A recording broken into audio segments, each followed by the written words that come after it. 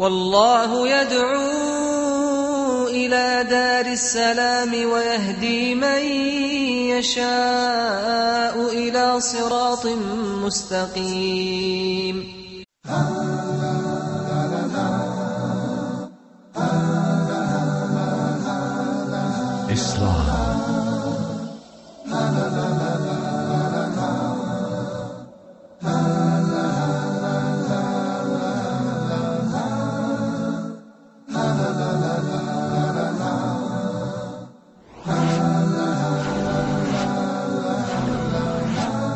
Islam 101.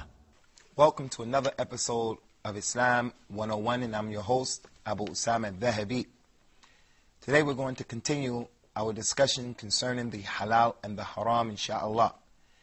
We have now arrived to the fourth point concerning these issues of what needs to be understood concerning the permissible things and the impermissible things in the religion. And as we mentioned at the conclusion of our last episode, the fourth point is that everything, the origin of everything in this dunya, everything in this life that we're living in, the origin of everything is that it is pure and that it is permissible.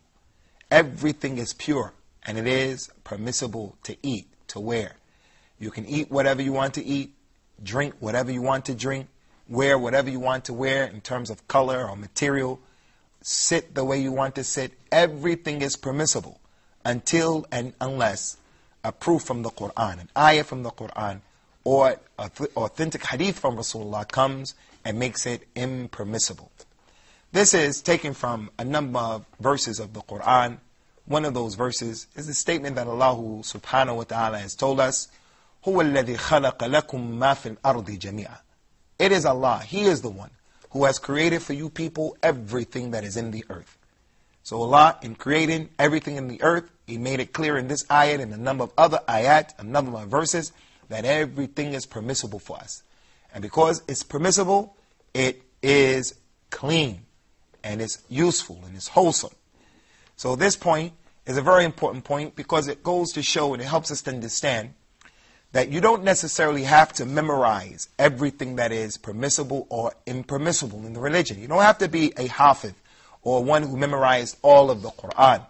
You don't have to be an individual who has memorized all of the sunnah of Rasulullah sallallahu alaihi wasallam. In addition to that, the question was presented to us from our panel: what if something that was not there during the time of Rasulullah sallallahu alaihi wasallam is introduced now? How do we know if it's halal? How do we know if it's haram?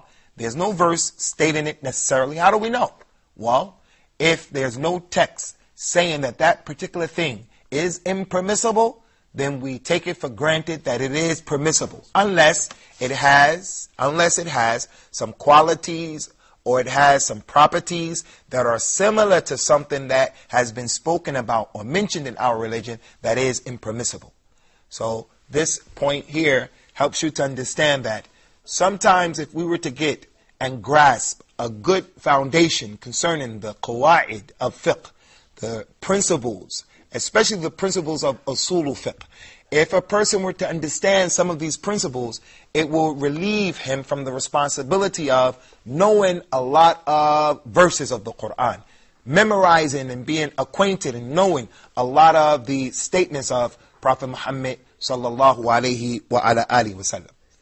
The next point that we want to mention concerning the issue of the halal and the haram is that everything that is halal, it is pure. It is pure and it's wholesome. And whatever is made haram in the religion, impermissible, is made haram because it is either harmful or is dirty and filthy. And then we have those things that have some good in them and they have some evil in them. It has some good purity in it or benefit in it, and then at the same time, simultaneously, it has some harm or some dirt in it, some filth in it. Well, in that case, if the benefit outweighs the filth and the harm, then it's going to be halal. And if the harm and the filth outweighs the benefit, then it's going to be haram. So the next point, point number four. Point number four, everything that is halal is pure. Everything is pure. And everything that is haram, the thing that is haram, it is haram because it is filthy or it is harmful. They came to the Prophet sallallahu alaihi wasallam and they asked him, Ya Rasulullah, what is halal for us? What has Allah made permissible for us? And Allah revealed a number of ayat in the Quran. And He said, tell them what is permissible for them are the good things, the tayyibat, those things that are good and wholesome. Water, zamzam water, orange juice, karkadeh, eggs, all of those things are from the tayyibat, the good things that are permissible. And in contrast, those things that are bad for you or those things that are dirty, they're filthy, or they're harmful, like swine, the dead carrion, those types of animals that if you were to eat them, they're going to bring some type of harm to the body or to the individual. So that is the other point. Before going on to the last 2 points, inshallah, we just want to make sure the brothers have any questions or comments concerning these last 2 points. Everything in the dunya, everything in this life that is halal because it's pure. And whatever is haram because it's dirty, it's filthy, or it's harmful. And the other point, everything is permissible in the earth for us to eat, to wear, to drink, except those things that there's some text, a dalil that comes to make it impermissible. Do you brothers have any questions concerning Ahmed? I have a question, a comment. The question is, some people bring tradition into halal and haram. So does tradition affect halal and haram? Concerning the urf, the traditions of the people and the culture of the people can make something halal or haram. But it has a secondary ability to do that, not in and of itself. We mentioned concerning the masadir of a tashri'. We mentioned that the sources of legislation, what makes things halal, haram, the Quran, the Sunnah, the ijma', as well as the statement of the companions and qiyas. So it is with the Quran and the Sunnah that qiyas is allowed to make something permissible. It is with the Quran and the Sunnah that ijma' is allowed to make something permissible or haram from the Sunnah. Similarly, it is a secondary issue that the urf of the person or the people, the customs of the people, make something permissible or impermissible. But it is conditional. It has conditions. It has conditions. The most important condition, number one, is that the custom cannot go against the religion. If the custom goes against the religion, then it's rejected. The religion is what makes halal and haram. For an example, in certain parts of Africa, it is the custom for the woman to walk around with her upper extremities not covered, not concealed. When she comes into the religion, she says, I want to practice my culture and walk around like that. We're going to say no. The religion told the woman to cover up herself and to conceal herself. So here the custom is rejected altogether. But let's say that the custom of the particular group of people was that whenever a woman gets married and she's 21 years old or younger, then the boy has to give a dowry. The man has to give a dowry of $5,000. For an example, that's the custom of those particular people. Al-Islam is not against that particular custom. Al-Islam would allow that. We're not going to say it's wajib or it's something that he has to do, but we can't look at those people as being criminals. We can't say that those people are against the religion. We can't say that those people are making things unduly necessary because that's the custom. In Al-Islam, when the person wants to travel, we are allowed the rukhsa or the concession. We can shorten our prayer. Well, Prophet Muhammad never taught us and never left a specific distance by which we travel when we shorten our prayer. He was going to make the Hajj, and he traveled from Medina to a place called Dhul Hulayfa. That's only about 4 or 5 miles from Medina. It's a short distance. It's a short distance. And yet, he shortened his prayer when he stayed in that particular place. And he never told us, what's the difference you can shorten your prayer? So what did the scholars of Islam say? They said, whatever those people in that particular locale, in that particular time, in that particular place, whatever they consider to be a trip or rihla, or a safar, whatever they consider to be a trip, then that's the time when the person can shorten his prayer. So that's a case where the urf, or the customs of the people, it makes something in the religion halal, or it can make something in the religion Haram, it can make something in the religion known. Now, any more questions? Akhi Yasir. The harmfulness of the haram, can we feel it upon our spirits or just upon our bodies? Concerning the harm of the haram, the evil effects of the haram, can we feel it in our spirit, or is it something that's just in our bodies? Eating swine may hurt you. You may get tapeworms and other issues take place inside of the body. And sometimes it doesn't even happen. It doesn't even harm you sometimes. One person can drink khamr, he can drink intoxicants, and he never suffers from cirrhosis of the liver. As a matter of fact, he may even claim, I get benefit from it. It helps me to digest my food. It helps me to become creative. It helps me to open up the creative juices, to paint, to write, and so forth and so on. And that may be true. Sometimes it may not even hurt you in your body. But as it relates to your spirit and your religion, the haram always hurts, whether you recognize it or you don't recognize it. Let's take, for an example, the dua, the supplication. The man traveled, and Rasulullah described his situation. His hair was disheveled, and his clothes were dirty, and he was in the need of Allah answering his dua. The supplication of the traveler is accepted. The supplication of the one who was calling on Allah with sincerity is accepted.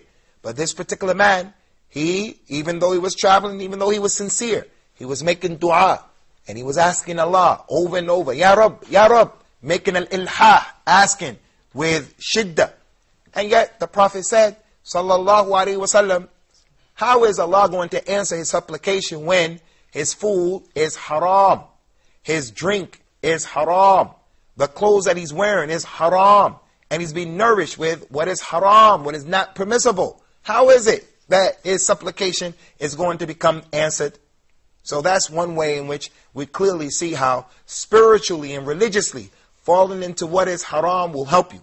In addition to that, ikhwani, there's an authentic hadith that the Prophet told us, sallallahu alaihi wasallam, if you see that a man has been given and Allah continues to give to him in the dunya, He makes things easy for him, gives him more money, makes the life easy for him, and the man is doing the haram, but still he's receiving a lot, it seems, it appears.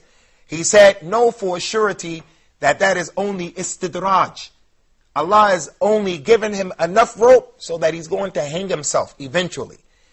He's getting what he wants to have in the dunya easily. He's a criminal, but he has the nicest house. He's a criminal and he's making more money. He's a criminal and the people are still respecting him more and more. No catastrophe seems to befall him. Rasulullah said, know for surety that this is only istidraj from Allah. Allah is just giving him more rope so that he can destroy himself. When he dies and he stands before Allah and he has to answer for what he did and what he didn't do, he's not going to be able to say anything because the argument has been established upon him. But for most people, the haram also bothers you in your body as well. For most people, it's going to have a negative effect and make a negative impact. We're going to stop here, inshallah, and then we'll come back and we will complete this particular topic, inshallah. And we look forward to seeing you in our second half of this particular episode. Islam 101.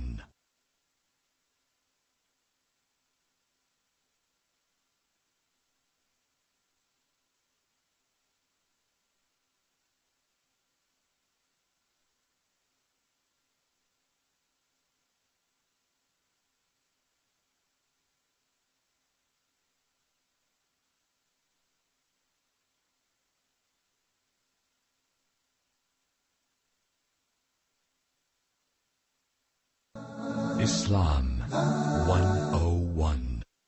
Welcome back to Islam 101. I'm your guest, your host, Abu Usamah Adh Dhahabi, and we're dealing with the issue of the haram and the halal in Islam. Our brother Ahmed, he has a question that he wants to present, inshallah, so we'll deal with the question before we get on to the last 2 points. I actually had a comment before the question that I called a saying of a companion of the Prophet ﷺ. He said, the Prophet ﷺ forbid us about something that we thought it's beneficial for us, but the order of the Prophet ﷺ is more beneficial. So that pertains what you were saying before about that haram is harmful and filthy. My question is, Some people think that they can get rid of what's haram by selling it. For example, my grandma, she had pictures of that she hangs on the wall, pictures of things that has a spirit. So I told her, you know, Grandma, this is haram, we can't have it on the wall. She said, all right, we can sell it. So what is the ruling pertaining to that? May Allah bless you, Akhi, for your comment, first of all, because that is true. We may see something that has some benefit in it in our small minds, but what the Prophet brought and said is more beneficial. And also, may Allah bless you for taking care of your grandmother and fulfilling your rights of teaching her and giving her advice. As it relates to selling what is haram, in the religion of Islam, it's not permissible. It's not permissible because of a number of reasons. Very quickly, the first reason is that we mentioned the point. Things are haram because they're filthy and because they bring harm to people. So how are you going to take something and give it to someone else, give him something something was going to be harmful to him, something that's going to be dirty and filthy and it's going to harm him? We've been ordered and commanded in the religion of Islam to cooperate with each other on righteousness and on fearing Allah. And we've been prohibited from cooperating with each other by helping each other to do oppression and to do sins. Also, it's not permissible in our religion to do this because Prophet Muhammad told us, sallallahu alaihi wasallam, if Allah makes something haram, He makes selling that particular thing haram. And this is one of the terrible manifestations that we see from our Muslim brothers who come to America, who come to Europe. They leave their countries looking for a better life. So they go to these countries where the people are non-Muslims, and they open up stores.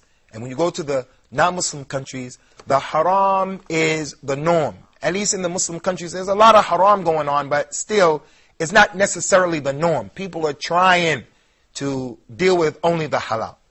When our brothers come to our countries, we find them being the ones, and they're foremost, uppermost, in selling khinzir, in selling khamr. They're the ones who are selling intoxicants. We're in the community, like myself, in the middle of the African-American community with all of the social ills and social problems that my people have. We're in our community calling the people to al-Islam, to that religion which will give them life. As Allah gave us life, brought us to the religion, helped us to know the difference between right and wrong. So on one hand, we're trying to call people to Islam. On the other hand, the Muslims are cooperating with evil, and they're selling the same people intoxicants and poisons. Even worse than that, now, with the new generation Muslims, they're even selling drugs now. So it's not permissible. And the Prophet ﷺ cursed some of the people who went before our nation. He cursed them because why? Allah made certain things haram upon them, impermissible upon them. So what did they do? They didn't use it for themselves, but they sold it to other people. And this can be found in the Bible, where the people from the children of Israel, Bani Israel, they, in so many verses of the Old Testament, where it was said, you cannot eat this particular thing, but you can sell it to the Gentile, to the non-Hebrew individual. You cannot sell the Israeli, you cannot sell the Israelite a house that has a problem, and you know it has a problem, but you can sell it to the individual who is a Gentile. This is not our religion. And that was mentioned in the Quran, that the people during the time of Rasulullah sallallahu alaihi wasallam, they used to say, we do not have any responsibility towards the ones who are illiterate, the ummiyin. We don't have to have any responsibility to them. Muhammad and his people, we're not from them. So if we sell them what is not permissible, we sell them what is harmful, it's okay. This is not the religion of al-Islam. The Muslim has to be upright and he has to be fair and just, whether he's dealing with Muslims or whether he's dealing with non-Muslims. Nick, you have a question? No. How about you, sir? Good question, yeah. Usually we cannot control our thoughts. So, for example, I'm sitting here and I'm thinking about something. I'm analyzing something in my mind. And I cannot change it easily. So, is there any sin which can be done by thinking? Is there any haram thoughts? Again, this particular point that Nick is bringing to the table is connected to the issue of love that we mentioned from an angle of the person not having the ability sometimes to control who he loves and who he doesn't love. Rasulullah loved Aisha more than everyone else. Does that mean he was oppressive, that he didn't love the other people from his family members, his wives? on the same level as Aisha, that's something that he can't control.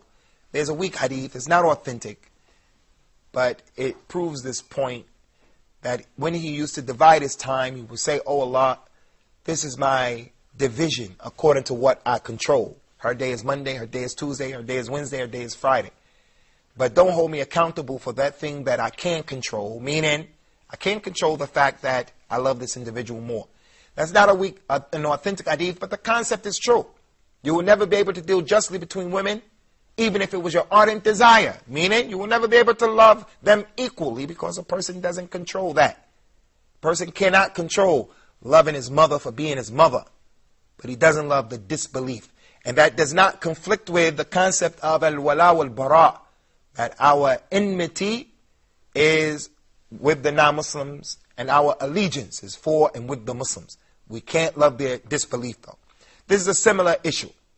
A person cannot control sometimes what comes into his mind. He's a human being.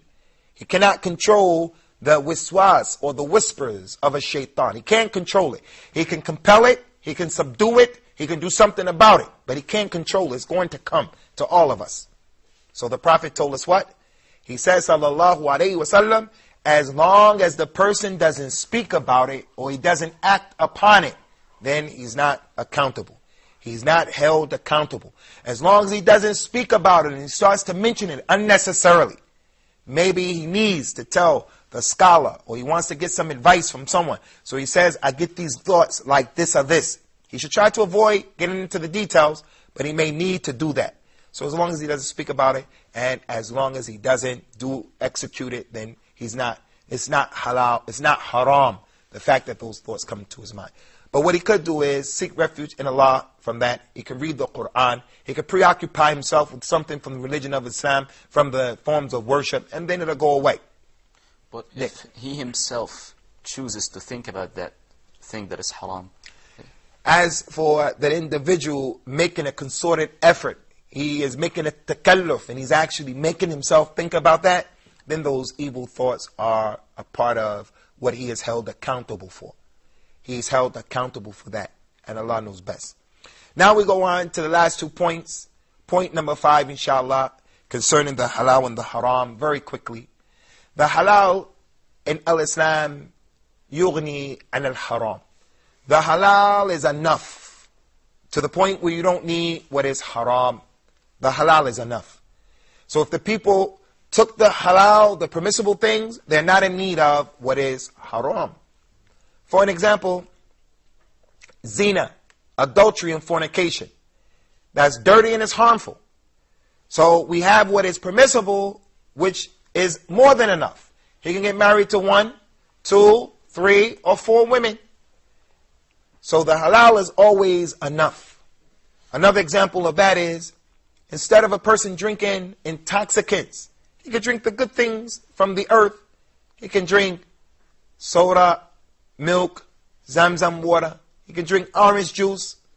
The halal is always enough. Another thing as it relates to the aqidah or the ideology that I want to share with the Muslims. There's that Muslim who puts around his arm the tamima to protect him from the evil eye. The talisman to protect him from the evil eye. He may have it and it may even have the Quran in it, written on it. But most of them just have some words written by some charlatan, and it's the religion of hocus pocus, the crystal ball religion. We say, instead of using that tamima or that talisman, it's better that you just make dua to Allah. It's better that you ask religious people, make dua for you. It's better that you learn the dua, the supplications, and you learn the Quran to protect you. It's better that you make ruqya over yourself than to do that. The halal is always better than what is haram. Those people who decide their affairs and they make decisions based upon frivolous issues. If the bird flies that way, I'll do it. If the bird flies to the left, I won't do it. If it's a white bird, I'll do it. If it's a black bird or a crow, I won't get married. If the first car that I see at the stop sign or the red light ends with an even number, I'll invest. If it's an odd number, I won't invest. This is like making divination with arrows. Al-Islam, pulling out an arrow to decide, should you do this or should you do that? That's haram. What is better than that is for an individual to make al-istikhara. For the individual to make al-istikhara. to make the Salatul Istikhara where he asks Allah subhanahu wa ta'ala in his dua, in those 2 rak'ah, that he prays that Allah guides him to what is correct. So anything that you are doing that is haram, we won't have excuses in front of Allah Yawm al-Qiyamah if you're not being compelled to do it. When you're asked, why did you do it? Why didn't you do it? No one is going to be able to legitimately say, I did it because of this or that. Because in the halal is that which is better. And another point connected to this is, the halal is more opulent. If you took all of the things that are halal in the world, and you placed them in this cup, they're going to fill the cup up. Whereas if you took all of the things that are haram, it's not going to fill the cup up. Because the halal is more in its opulence. And that's from the mercy of Allah subhanahu wa ta'ala. The last point that we want to make, inshallah, concerning the halal and the haram, is the impermissibility of using tricks and deceiving and playing games in the haram, making it tahayul. At-tahayul. There were some people from the children of Israel in the past who they used to have to observe the Sabbath. On Saturday, they were requested and commanded not to work, not to do any physical activity. So those people who knew this ruling, they would take their nets and they would throw the nets out Friday night. And then the fish will get caught in the net Friday night and Saturday. They'll come back Sunday and they reel the nets in and they bring the fish in and they say, we weren't fishing. This is a tahayul, playing games to make haram halal or to make halal haram. Muslims do this as well. The ayat in the Quran, for an example, it says, وَلَا تَأْكُلُوا riba. Don't eat riba. Don't eat usury. The person says, well, I'm not going to eat it, but I'll invest in my house. I get a mortgage. I'm not eating it. This is playing a game with the religion of Al-Islam. It's playing games. We're going to bring this episode to a close now concerning the halal and the haram in Al-Islam. And we've completed this series, inshallah. And we hope to see you in the new and upcoming series concerning Islam 101, in which we're dealing with discussing some of the basic and fundamental principles in the religion of Al-Islam. May Allah give everyone guidance and light. We hope to see you in the future episodes, inshallah. Wassalamu alaikum wa rahmatullahi wa barakatuh.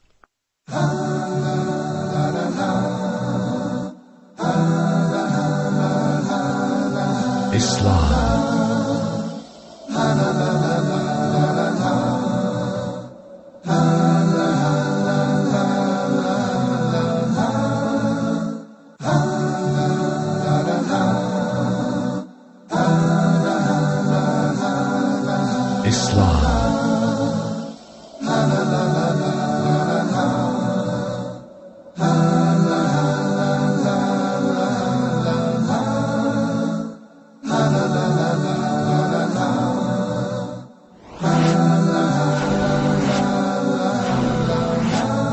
Islam 101.